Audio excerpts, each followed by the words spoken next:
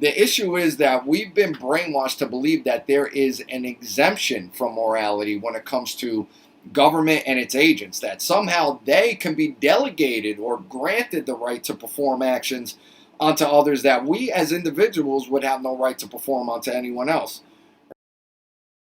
All right, welcome everyone. My name is Jerry, and I have Chris Jantzen here, who I'm going to interview. And he is a great friend of mine from Autonomy, the community, the course of action. And I just want to introduce him really quick. So, yeah, he's been sharing information to move humanity away from suffering and towards love and joy. And he is non-dogmatic and non-religious. He is a carpenter, foreman with a background in skilled trades. His father, a preacher, instilled in him a love for knowledge and wisdom. He feels compelled to share his realizations. The events of September 11th led him to question the government and seek deeper truths. He recommends researching the event and understanding its implications. And you also used a hidden picture analogy, and you illustrated how important truths are often obscured and require active searching to be revealed. And you also researched geoengineering and chemtrails, and you highlighted the dangers of such practices and their implications. And you present philosophy as the most important tool for internal change, which then leads to external action. The importance of understanding etymology is also something that you teach. Well, you also touch on logical fallacies and the art of debate, uh, which logical fallacies are a key area of study to avoid flawed reasoning and manipulation. You lament the lack of true debate in modern society, and you also, teach the trivium, the ancient Greek methodology for learning and mastering information. And you also know the importance of the logic dialectic phase, which is often skipped in modern discourse. Now, you give credit to Mark Passio and his website, whatonearthishappening.com, and Jeremy Locke's book, The End of All Evil, as major sources of inspiration and information. And you emphasize the importance of living in harmony with natural law and the self evident nature of truth, referencing Thomas Paine's, you know, quote, and, essentially about freedom and reason. So, Chris Jantzen, it's a pleasure to be interviewing you, my friend. How are you doing? Wow, Jerry, thanks so much for the amazing intro and describing so much about what I am trying to do. And I got to start by saying I appreciate all your work and the way you've contributed. I started the End Evil podcast 5 years ago, and my hope at that time, I didn't ever want it to be just Chris Jantzen's podcast. I was hoping to meet other people that would say, "Oh, I'm interested in this too. Yeah, that book's great."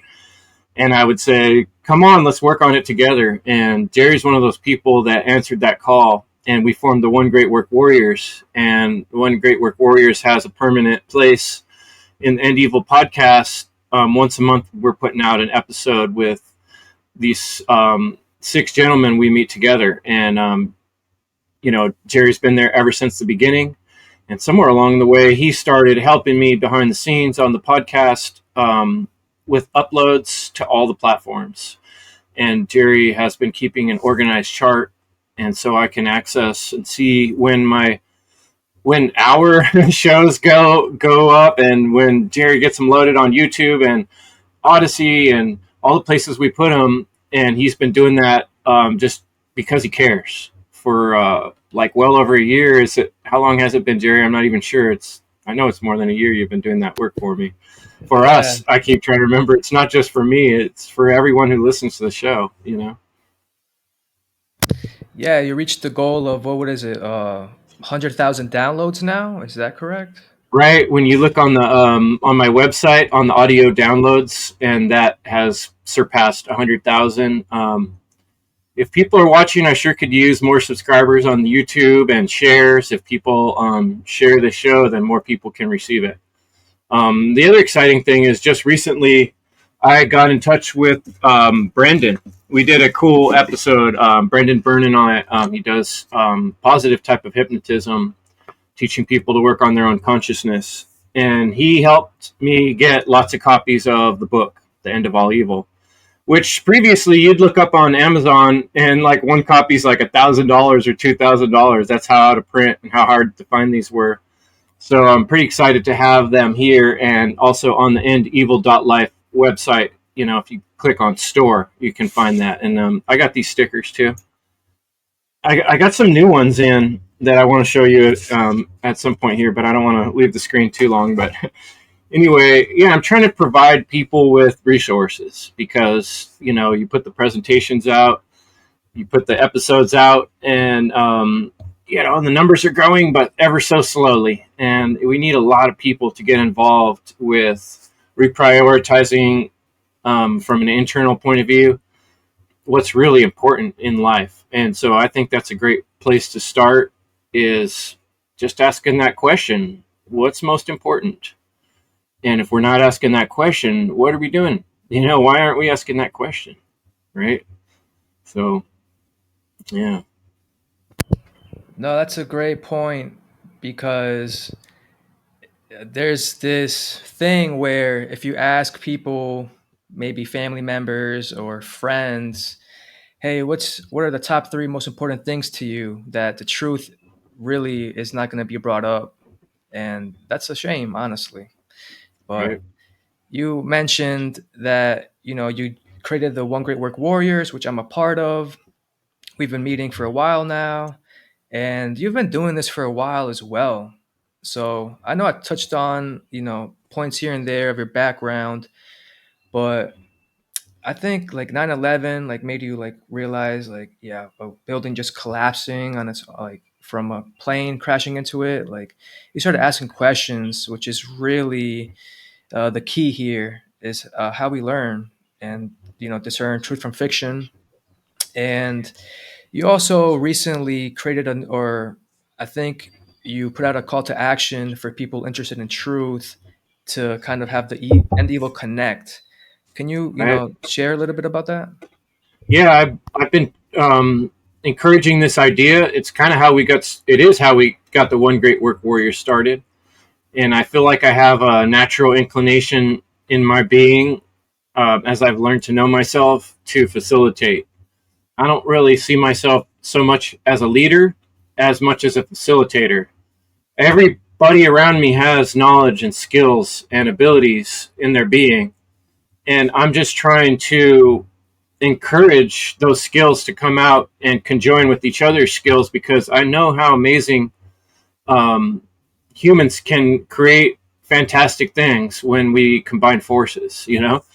And trying to do this stuff alone, I've tried to do entrepreneurial stuff alone. I've tried to do my podcast alone.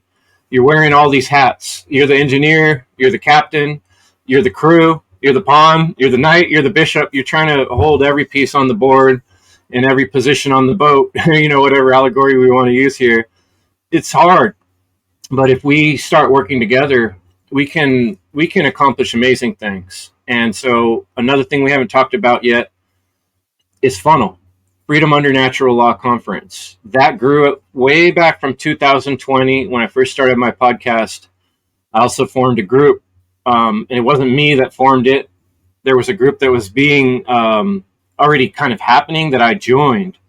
And then I helped the leadership of that group bring more people in, made an advertisement, and just made a live video. And that's where I met Leslie Powers. And that's where Will and I and Leslie, we have had some other members of the group that some have come and some have gone, but we've had very active and awesome people helping us. And we completed our fourth conference, online conference, this last year, Funnel 4. And so that's another example of ways people came together, worked together, connected, and got some amazing things done. And that was all done with our own will and really very little money. It was just minimal, paying for the website, paying for sending out some emails. And it's been an amazing advice. So all that to say, End Evil Connect, I want to start something else, another opportunity for people to get together in mastermind style, let it grow into what might be something like Funnel, what might be something like One Great Work Warriors. I'm not quite sure yet what we can do. It kind of depends on who shows up and what energy and talents people bring forward. But I know that a lot of people out there are feeling lonely. I know a lot of people feel like there's no one else to talk to with the complex topics and philosophies we're talking about. And I really think at this point it's survival, finding other people to be able to deal with on some level that makes sense to you, that makes you not feel like you're crazy, and this world is crazy. And so if you're doubting things in this world, then that makes you a little less crazy in my estimation. And so, and Evil Connect, send me an email. My email's on the website, and or you can just click on End Evil Connect. There's a little tab just for that on the website, and you'll be on the email list. And the next time I advertise, hey, we're going to meet up, it's going to be a private meeting for people that have already joined that, and we're going to get to know each other and see what we can do. And so I really hope more people take me up on that offer, because I think next month we want to get that going. And I definitely have a couple people waiting, and then we need a few more people to join us to make that a solid group. But we'll proceed with whoever we get, and that's how it's always been with this type of work. We get the stragglers and the few people that are interested and whose minds are open, and some of them really run with it, like Jerry. When I remember when you first started doing One Great Work Warrior recordings, you were a little shy, a little timid, and you would say sometimes, like, I'm not sure what to say, and you would cut it short. And now look at you, your rhetoric is polished and it sounds good, and you know what you're talking about. And so I want to help other people, or not help them, but facilitate the pathway for other people that want to walk down that road and start doing these type of things themselves. They don't have to start completely alone like I did, figuring it all out from zip. Yeah, I think you do a great job at facilitating for people, especially like Jim and I and the One Great Work Warriors, who we're just coming into this information and we're kind of like stranded in a way. And you essentially extended your hand and led us towards truth. And you also brought other members of the one great work one great work network who are also on a high level of consciousness, you know direct us towards truth. And now you're expanding that offer and helping others. So this is online. I mean, people can just, like you said, go to the website, connect. So that's amazing. There's really no excuse to not Yeah, do so that. check out either freedomundernaturallaw.com to learn more about that. But then on endevil.life, there's a tab for End Evil Connect, or you can hit the little newsletter button on the sidebar of any episode. And just talking about my journey a little bit, I mean, when I started, I was absolutely, shy and stuff like that. And right now, I'm, just kind of doing it, I'm, just trying to make my way forward. And you are a very caring person, willing to come on this interview and teach people about, hey, the problems in the world and how we can overcome them. But I think it's kind of like throwing spaghetti at the wall, seeing what sticks, and then improving as we move forward. But like, what really is interesting is two things. One is the End Evil book. Maybe we can talk about that really quick before we talk about your book that you just wrote. So why don't we talk about the End Evil book? Why is this book important, Chris? Well, I would say one of the most awesome things about it, talking about the trivium, we gather all the information, then we get to the next stage, where we logic kind of back and forth, ask questions, converse about all the information, and then the rhetoric, where we are able to deliver some sort of scientific solution to all the conversing and questioning that we did, and come up with some sort of statement at the end. Obviously, life has no simple ends. There's just new beginnings. But the end of one process, the beginning of another. So why do I bring up the trivium? I like the book, The End of All Evil, because it takes you through that process in a very quick and simple manner. It's very logical, and he walks through the book. You can read this book, and I want to grab it, hold of it, because like look at the size of it. It's basically 100 pages. So if you just really go like on a camping trip or an airplane, you can pretty much read it in one sitting or two sittings. And a lot of the chapters, sorry, I'm showing off my stickers again there. It's just like, okay, education. This whole little section here is on education. And so the way he breaks things down, like one little topic at a time, it's very palatable. It's easy. It's like eating chips. It's easy, one after another. And he breaks things down in such a simple way. So those are the main things I like about the book. It's easy to read. It's straightforward. It's to the point in a way most books don't ever get to. And then, like, the biggest thing I love about it is it leaves you with a feeling of hope. Even though we're talking about a pretty black-pilled topic, that humans are basically in slavery and that the vast majority of humanity is not seeing the truth for what it really is. They're missing the big picture of the reality. It's just a matter of time till that realization happens. And that is the beautiful thing about the book, is he's saying evil has to end by the nature of what it is. It's the darkness on life, but life will always reemerge, and eventually evil will fade. And, do we want that to happen in our lifetime or not? It depends how much effort we can put forward as humanity, right? And so we're those of us who care, who really do care, we're starting to put that effort out there. And I think the more people that see how much effort we're putting out there, hopefully they realize, like, oh man, I need to get part of this too, because this is what's right, because this is what my heart tells me, that there is a such thing as right. So why does that get so lost in today's culture? That's all the reasons we make these shows and podcasts and try to explain all the details that keep people away from understanding the simple things in this book, because it should be self-evident, but it's not. Yeah, the whole topic of evil may seem dark or harsh, and like, I mean, why would anyone want to read that book, right? But you read it and you become illuminated. You're not ignoring the problem. Instead, you're actually aware of the problem. And that is essentially I want to say, like, the second step of problem solving.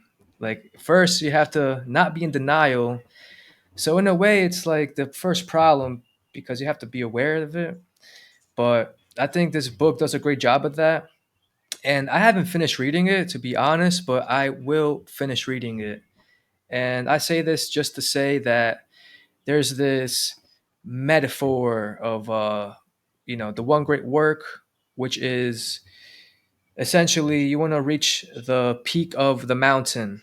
And in that journey, there is a mountain before that mountain.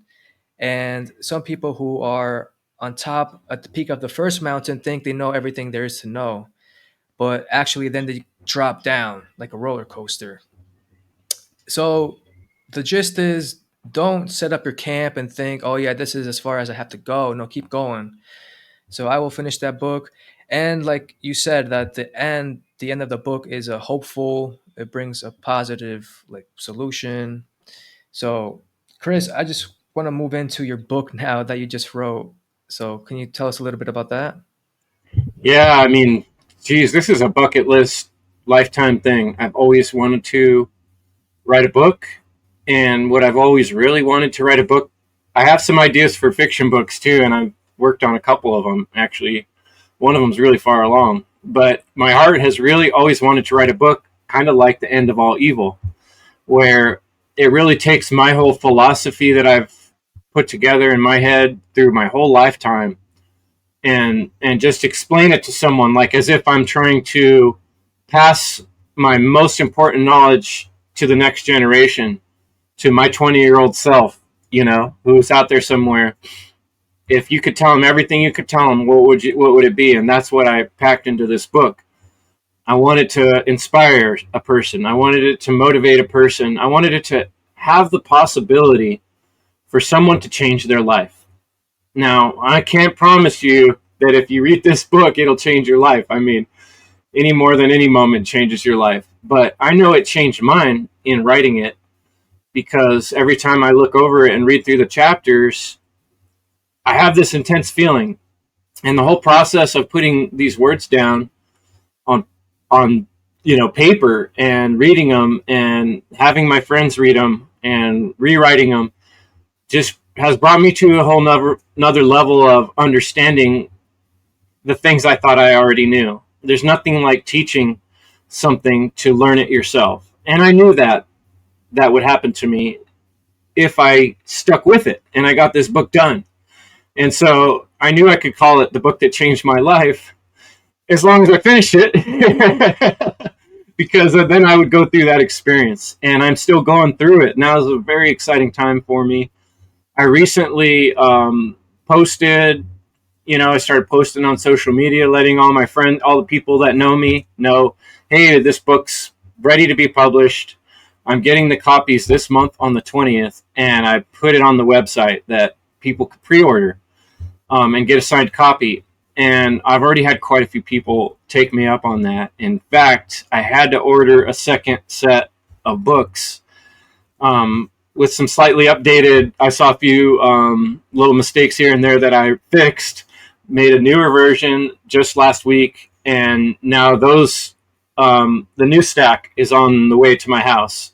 And I have almost, quite a few people already ordered, so I'm going to be sending these books out. Let me show you the cover. This is the not for pre-sale copy. That's why it has that stripe on it. When you make a book on Amazon Kindle, it's pretty cheap, man. You can have these copies sent to yourself for like $3 each. They do a really nice job on the proofs. They call them proofs. And then you can see my book's like, slightly thicker than The End of All Evil, but it's still a pretty quick read. And I kind of, where's the camera? I kind of did like he did and split it up into sections. There's like there's one of the longer ones. You can see the end has, I'm having a little trouble with my angles here. A little section on a different topic, and each topic has a heading. Like, come on, there we go. That one says the script. I'm not doing the angle very well.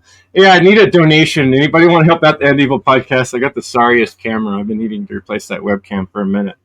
Someday someone's going to hook me up with a couple bones to replace this sorry webcam.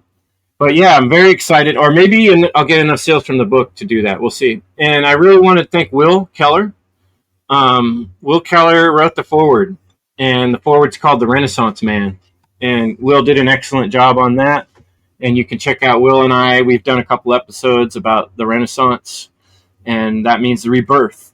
And that's really what this book's about. It's about rebirthing yourself and finding what really matters to you, finding your core, understanding core principles, getting in alignment with your deepest divine self, what I call the divine crystal, your consciousness, your understanding of morality, and taking this life in every moment like it really means something, like it is the most valuable thing in the universe, because it is. And there's a lot of things out in this world that are going to keep us like kind of separated from that feeling, and putting walls up around us in terms of education, in terms of religions, governments, laws, all these distractions, Hollywood, constantly bombarding people's minds with distractions from what we're really here to do and what really matters the most. And I want to bring that back in any way possible. And I just know that's good deep in my heart, because evil is the destruction of freedom. There's a lot of evil out there that's destroying people's ability to make choices, to do good things in this world. And we could do a lot better as a people. There's a lot of room to grow. And how are we not going to do that if folks are not encouraging that? and pushing themselves to do better and asking other people to do better. So that's what this book is all about. And Yeah. so, oh yeah, and I should tell people, go to endevil.life, and up in the corner there's three little bars for the menu, and you hit that, and there's a store. And on the store you'll find the book, The End of All Evil, and you can pre-order my book, or you can get a package deal with both of them. And that's kind of like a limited time deal that's offered right now. So the pricing is going to go up. So I, recommend people get on there and do that now. Well, we're still in the pre-order phase, so you can get that special deal. And I'll send you some stickers too. I'm going to find those new stickers. I want to show you those. It's pretty cool what Amazon, you can go on there and you can just like get an image and say, oh, I want to get some stickers made, and upload your little image, and then they send them to you. Here we go. Colorful ones. That is divine. So yeah, I got those stickers all over all my stuff now, everywhere I go. Back of my trailer, on my computer, on the side of my lunchbox, all my batteries for my tools, all have stickers on. So Yeah, it's an important message out there, the end evil. And like you said, it will be ended one day. And whether we decide to put our will into action, right action to get that done, or suffer the consequences of a meteor coming to Earth and destroying us, or whatever it might be, we have a choice to make. And I would highly recommend getting this book because for I know you online, but I'm not with you like all the time. So I don't know all your wisdom, but you put that all into a book. And also book uh, you know comes from the word liber, I think, in Latin, which means freedom. So reading books is essential, and that book can basically be passed on for generations and still have a really important meaning behind it, the message of freedom.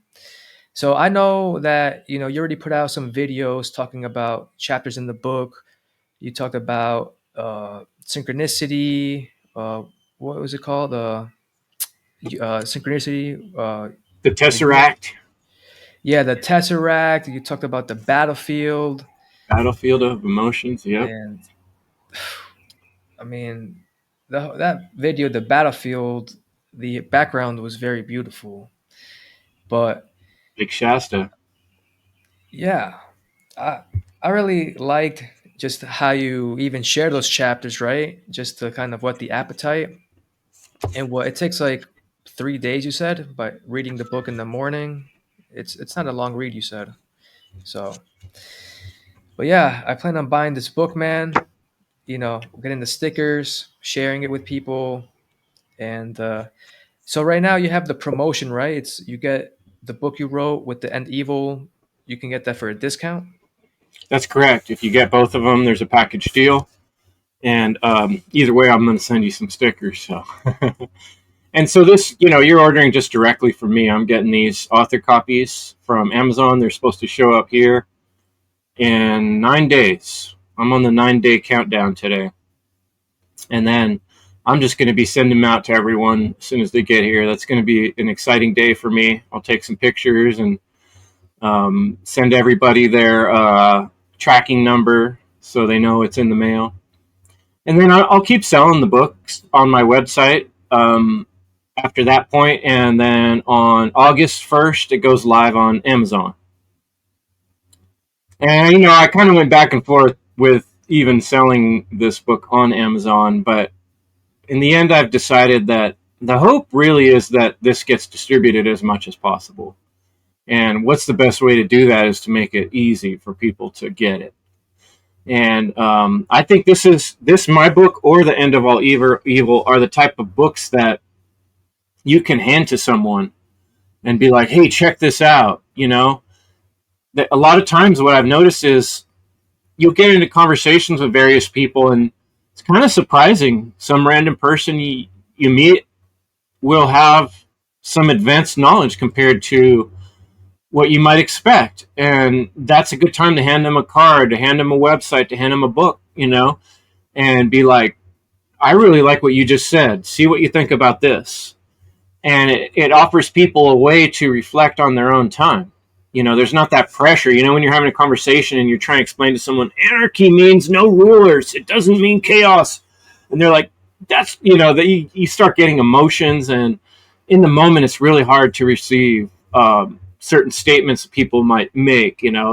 It's bad to be a policeman. Like they're going to react to some of these things. But when you put it in a philosophy form, when you put it in a book, when you give someone a metaphor, some different ways to think about it, and they can kind of look at it on their own time and then sit with it, let the wheels turn overnight, look at it again, then they can come to their own conclusions on their own time and space. So that's kind of where I see the importance of these tools of books. Some people do well with something they can hold physically in their hand. And personally, I like to write in books. I encourage people to write in books.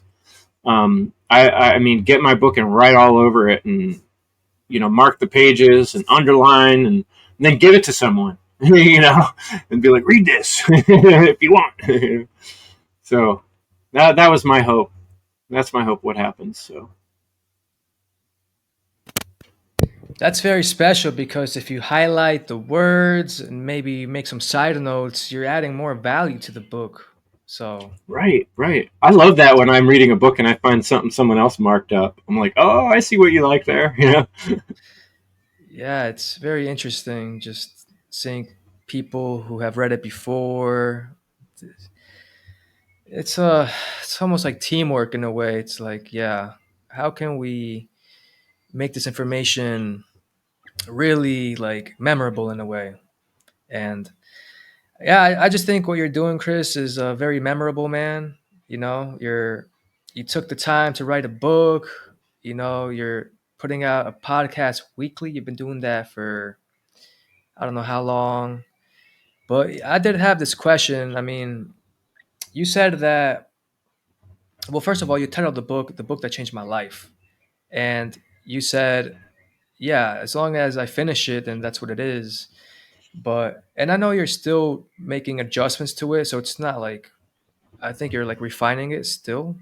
And so I guess my question is like, what changed your life about it? Was it just going through that process of writing it, like making sure you know what you're talking about, or just the whole like discovery process? Can you tell me about that? Yeah, it's kind of, I don't know if innuendo is the right word, or double entendre or something like that. One of those words, a dream within a dream kind of thing. Because the idea is, like I said, I already know it's going to change my life because I've chosen that it's going to. It's kind of like the guy who decided to run the mile in less than 3 minutes. Nobody had been able to do that for years and years and years. One guy said, you know what, I'm going to run the mile in less than 3 minutes. And he did. And then in that next year after he did it, like 7 other people pulled it off. And it was just because they had that belief, they had that thought in their head that was a possibility. And so this is a dynamic of manifestation of life, of doing things, of realizing things, of coming to enlightenments. You can't do that if you don't try. So you have to set a goal. Say, you know what, I want to change my life. And so what I'm doing is giving somebody else a way to do that, right? But I want to be honest about it. I realized, because I first thought about calling it How to Become a Hero, or, the book that changed your life. You know what I mean? But then I realized either of those things is too big of a claim. I really can't promise that. And this is all about honesty and truth. I don't want to say right on the cover something that's not completely true, right? But I can say, I know it's going to change my life because I've chosen that it's going to. I've made that decision in my heart, in my soul, and then I followed through in the processes. So now it's going to manifest. I know it's going to change my life. I have no doubt. So understanding that process of initiating the magic in your life is what I'm describing in this book. And I'm giving you the opportunity to say that. You could say, you know what, I do want to change my life, I want to make it better. I want to be a powerful person. I want to leave a mark so that when my grandkids look back, they're going to be like, yeah, my grandma did such and such, you know? You want to just go out like a fart and no one even notices you but the bad smell. That's not what you want. This is a valuable opportunity. And so this book that's what the title is. It's almost like a placeholder for you to choose that mission. And if you do, then you can say with confidence, this book did change my life, as you hand it to someone else. You can say, it is the book that changed my life now. But you don't have to choose that. You know, you might read it and be like, yeah, this is a bunch of crazy conspiratorial stuff I don't agree with. That's fine. It doesn't have to be the book that changed your life. But the fact that you're willing to try, the fact that you're willing to open it, that you've made that decision consciously, I do kind of want to change my life. It might happen with the next book you read or the one after. So in a weird way, it did help you, right? Because it engaged that process. And until we decide to do a thing, we're no closer to doing that thing unless it's happening by accident. And in the weird way, our spirit does that in this life. It keeps pushing us towards realizations, whether we like it or not. But I'm giving you, whoever you are, the opportunity to make that journey one you embrace with joy and you feel good about it. Like, I chose to, go down this path. I chose to climb this mountain. That's one of the allegories I use in the book, is climbing a mountain. And that's what's on the cover. Castle Craig's one of my most spiritual, amazing places in the world I've ever been. Is this place I go hiking. It's only about an hour from here. And it's beautiful, amazing place. And when you climb those rocks and you get to the top and you look over the edge of like a 9,000 foot drop, it does something to your heart and your soul and your mind. And the fact that you chose to do that and to be in that spot is kind of like what this book is really teaching. Philosophy isn't optional. It is survival. It's not some old dusty book, old man thing. It's what creates your reality. And so that's kind of what I'm hoping to get across to folks. I hope that made sense. Yeah, you bring up a good point on philosophy. I mean, like you said, there's a ton of distractions out there, whether that's this industry or sports or money. Like, I know you mentioned philosophy is like needed to create your reality, but can you maybe expand on it a little bit? Yeah. Um, I was having that cool conversation with Chris Nelson last week, and he was saying, imagine if you're looking at reality and there's spaces in it, you know, there's holes in reality in front of you. And I've often thought of that as a way to, in our Hopium episode, I called it the fun house. Imagine walking through a fun house and every step you take, you never know if there's going to be solid ground or the ground in front of you is going to change to a different color or a different consistency. Like, the fact that most people I talk to have a lot of trouble understanding the idea of objective reality or objective morality, and they want to argue tooth and nail with those concepts, explains why we have the problem we do. And I understand why it's confusing. We live in a subjective being. We experience the world through our senses. We touch, we taste, we feel, and then we get all these emotions and feelings. And there's a lot of confusion in all that.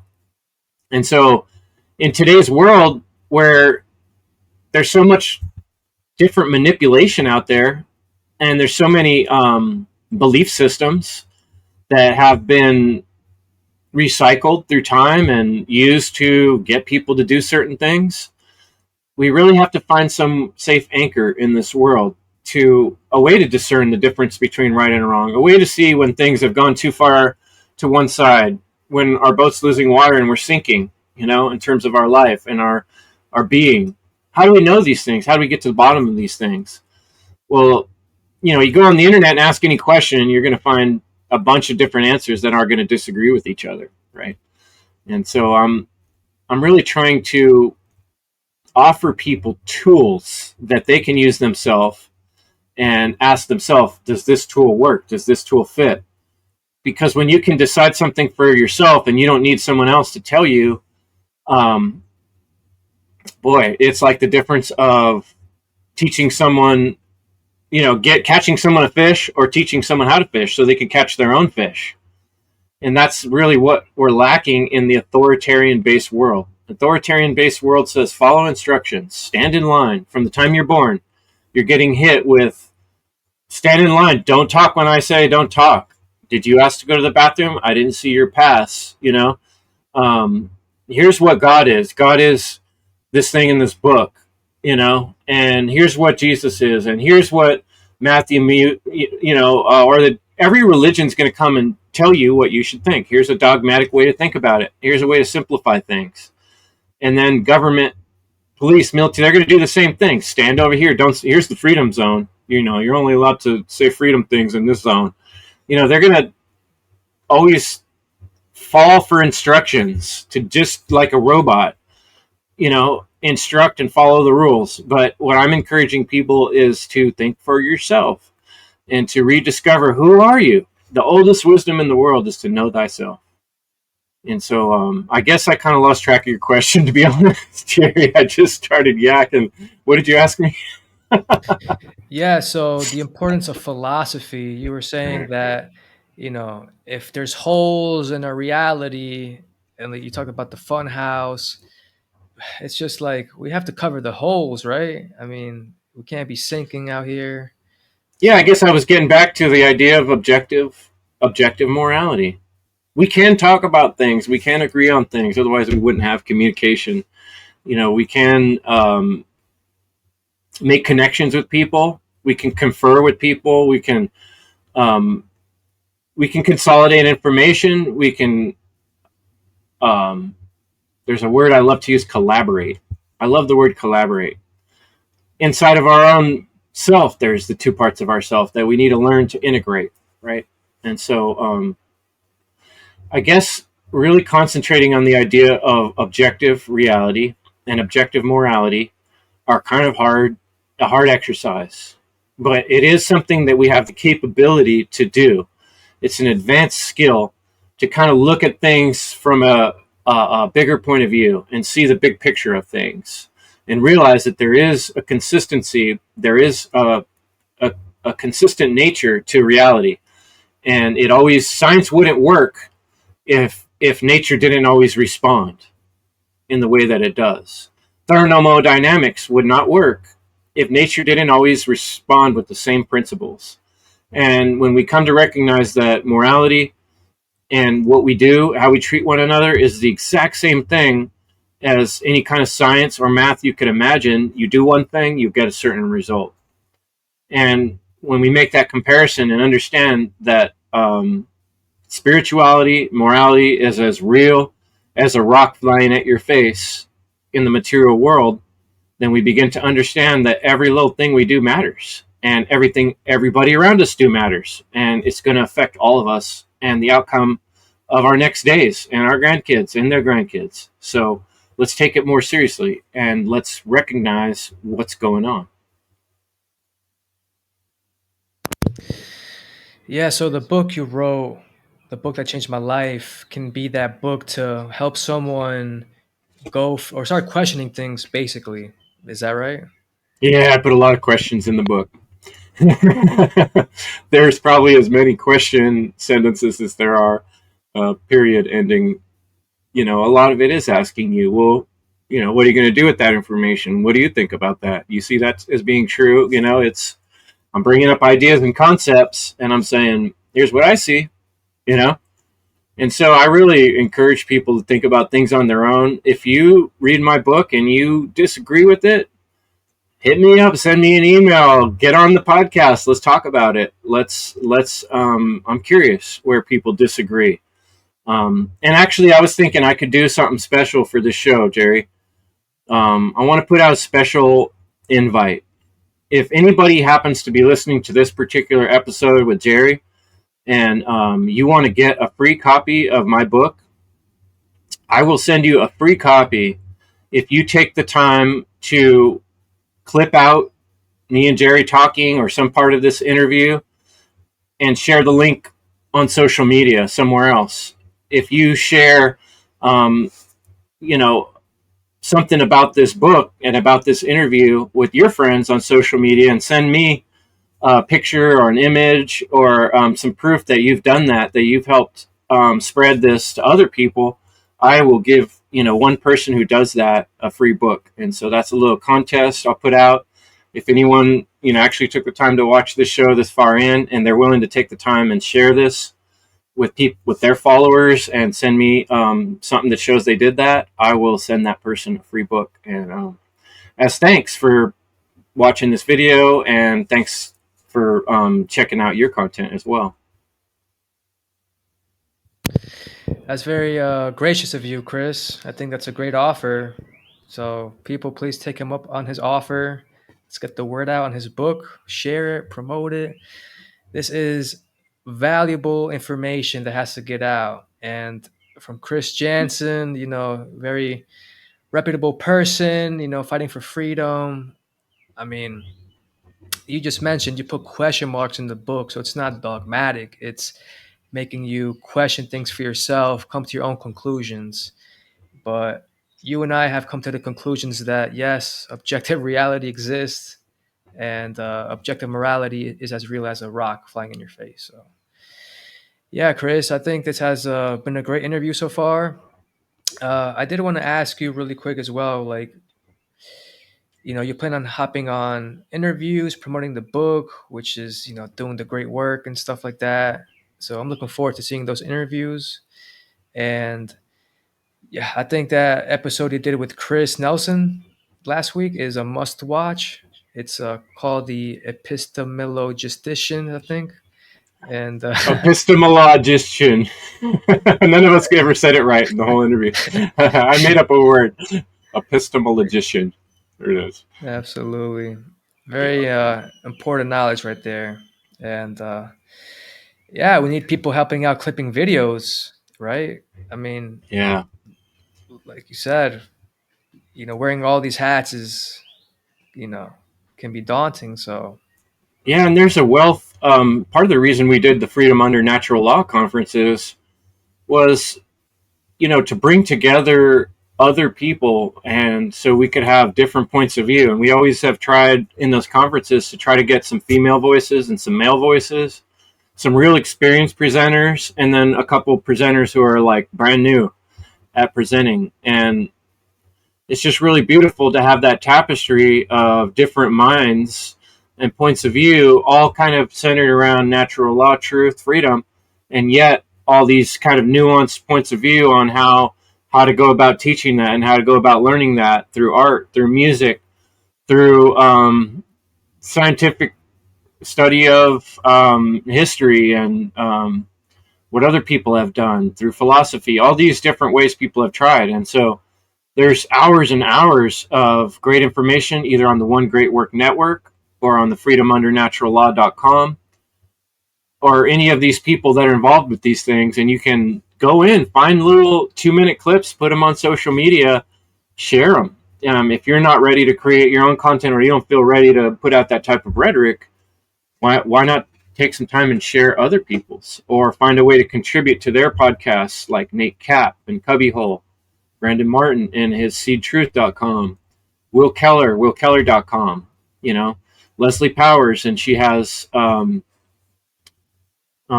Reviving Sophia, like Dissolving the Divide. There's all these people out there that are putting out good quality work about these topics that need assistance, that need help, that need their work to be shared, and starting and keeping the conversation going, and asking other, even if you disagree, ask other people, hey, do you guys disagree with this too? Let's get the convo out there. Is morality important or not?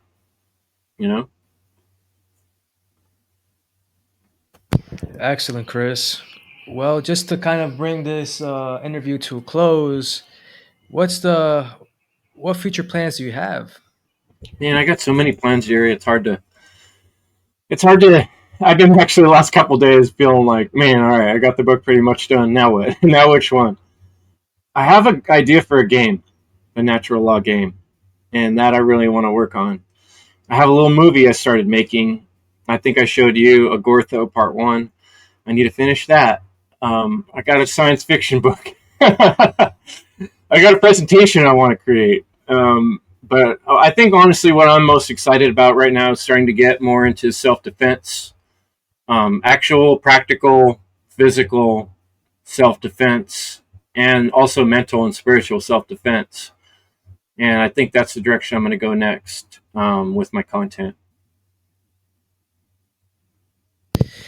I think it might be good to touch on really quick why physical self defense is important. Perhaps the parents listening to this, why they may want to put their kids into, learning martial arts. So, can you maybe share reasons why to learn? Well, I guess first off, I'm starting to use the term self-protection over self-defense. And I think one of my biggest concerns when I bring up this topic is people think martial arts, they think self-defense. A lot of times people are thinking about sport fighting. And a lot of these type of dojos you might go to are kind of based around you're training to fight on the mat, maybe wearing a certain kind of costume, working up towards tournaments where you touch the other person for points. And I'm not saying that's not good things to learn. There's so many skills in each of those practices that are valuable. But the most important thing that I really want to teach people that I've gotten from my teacher, we just train out in the woods and we wear what we're wearing. If it's cold out and it's raining, we're wearing a jacket. We've even trained in gloves. We've trained by the pool, throwing each other in the pool. And what we're training for is things going terribly wrong. And what do you do? How do you protect yourself? How do you protect your loved one? And the answer is not use fancy kicking skills and fighting skills. I mean, it's great if you have those skills. But most of the things we can do have to do with understanding the principles of an aggressive situation or an aggressive person. And how do we stop them from being aggressive before they get to the point of possibly harming me or my loved ones or innocent ones around me? And a lot of that has to do with the mindset, understanding certain philosophies, but then it also has to do with weapons. Like why would you punch it out with someone if you have a stick or there's something within reach that's just about the same as a stick? If someone's attacking you and they want to hurt you, then there's no reason why you shouldn't hit them with a stick before that. You know what I mean? Like you're not going to let someone take things from you or harm you because you don't want to hurt them. And I get that. I don't want to hurt people. And the more skilled I am and the more knowledge and training I have, the more options I have to not hurt someone. And, I'll just give you guys this one simple one. I carry pepper spray with me at all times in my pocket. Something I learned from my self-defense teacher. He's like, why wouldn't you? It's basically vegetables, Yeah, you could get in trouble for putting in someone's eyes at the wrong time, but you could also save your life and maybe multiple other people's life or injury just by having that with you at the right moment and kind of knowing how to use it without really having to hurt yourself or others and get out of a situation what could have been very deadly. And so it's really for me, self-protection, weapon self-defense is all about understanding principles and understanding the value of your life and your choices, and that it's not other people's to take that away from you. And how valuable is your life? Whose job is it to protect your children? You have to ask yourself that question. Whose job is it to protect your own skin and your own body and your own mind? It's up to you. I love that so much, Chris. I actually have one more question before we wrap it up, and that is, do you have, maybe advice to the freedom movement? I'm kind of with Mark Passio on that. I really don't think we have a freedom movement yet. I think we have a lot of people out there talking about the ideas and concepts of freedom, which is great.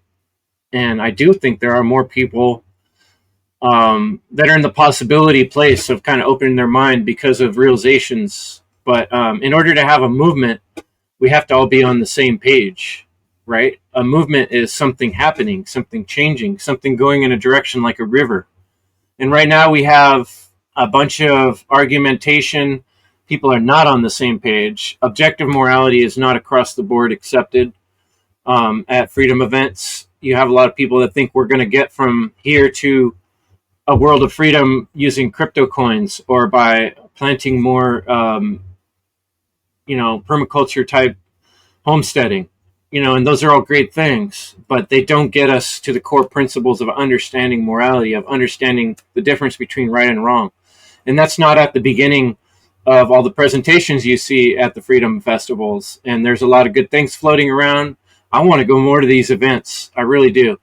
But many of us are confined right now by finances. And, there is a debt slavery situation we're in that is putting a cap on a lot of our ability to go to these places and be part of these groups and go join these, And then what I've experienced, like I said, I've tried to make groups several times.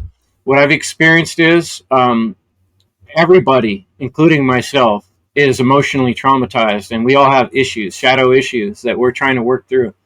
Having a group in today's world is extremely difficult because people get into conflicts and they start arguing over emotional disagreements, and it's really hard. So we have to really get to the core principles and agree on those in order to get something moving. And I would like to see a freedom movement forming. And I think that's going to take some more work on the philosophy and the trivium end of this project. And I think people have to learn how to have honest debates. And I don't really see a lot of that going on. So, we got a lot of work to do. Let me put it that way. And laying down the bricks, the fundamentals, the principles, the first principles before we can get on to making moves, Yeah, I know Phoenix, he said he was hosting the good faith or good actor debate thing, but Yeah, it looked like a good idea. Yeah. So maybe there's an avenue that can be explored to debate people honestly. It's supposed to be structured in a way where before you respond, you have to repeat back what the other person said. That way, you're both on the same page. So Right. it's excellent, man. Future is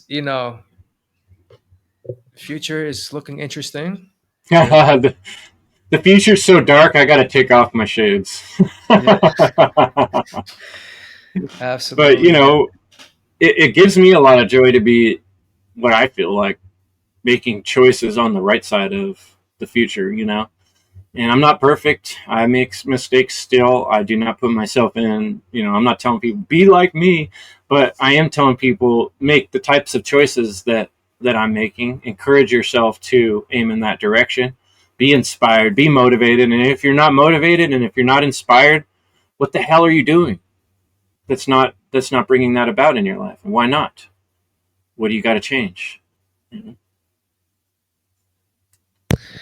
Chris, thank you so much for coming on to this to do this interview with me. Where can people find your work? Endevil.life. That's the spot. And I also like to send people to freedomundernaturallaw.com. But endevil.life is my main hub, and that's where all my work is displayed. And thank you, Jerry, for your help with that website. I really appreciate it. And thanks for interviewing me and helping me, talk about the book. Get on the website, guys, and get your pre-order copy of the book that changed my life, and get some stickers, and maybe get the End of All Evil too. And I'll look forward to seeing y'all next time around. That is a wrap, folks. You have a great one, Chris. Will do. Bye, all. Now if you ever had a feeling that you can't deny that made you throw your hands up high to try to fly and grab the sky without you understanding why, then amplify that feeling by a million, maybe then you know the feeling I be getting when I'm killing shit with every flow. Now you just do you, I'ma do me. Life is filled with all this beauty. All I truly wanna do is answer to my call of duty. That which is my destiny. Rapping is what set me free. Synthesis and diesel on the track, produce my game.